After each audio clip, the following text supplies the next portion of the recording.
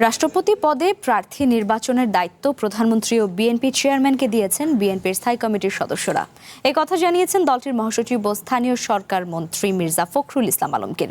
শনিবার রাতে স্থায়ী কমিটির বৈঠক শেষে সাংবাদিকদের তিনি আরও জানিয়েছেন, বৈঠকে দেশের সামগ্রিক রাজনৈতিক পরিস্থিতি নিয়ে দীর্ঘ আলোচনা হয়েছে। প্রধানমন্ত্রী তারেক রহমানের সভাপতিত্বে 2 ঘণ্টা ব্যাপী স্থায়ী কমিটির এই বৈঠক ফলপ্রসূ হয়েছে বলেও জানান মির্জা ফখরুল। এ সময় রাষ্ট্রপতি নির্বাচন নিয়ে সাংবাদিকদের প্রশ্নের জবাবে স্থায়ী কমিটির সদস্য ও স্বরাষ্ট্রমন্ত্রী সালাউদ্দিন আহমেদ জানান, তফসিল ঘোষণার পর রাষ্ট্রপতি নির্বাচনের জন্য বিশেষ অধিবেশনের প্রয়োজন হলে স্পিকারের সাথে আলোচনা করে সিদ্ধান্ত নেওয়া হবে।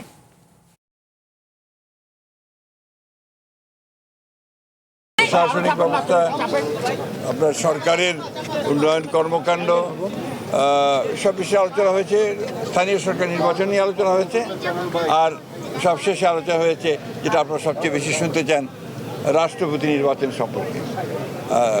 আমাদের দলের পক্ষ থেকে আমাদের রাষ্ট্রপতি নির্বাচনের প্রার্থী নির্বাচন, কবে নির্বাচন হবে, সব দায়িত্ব আমাদের দলের চেয়ারম্যান এবং মাননীয় প্রধানমন্ত্রী জনাব তারেক রহমানের উপরে ন্যস্ত করা হয়েছে।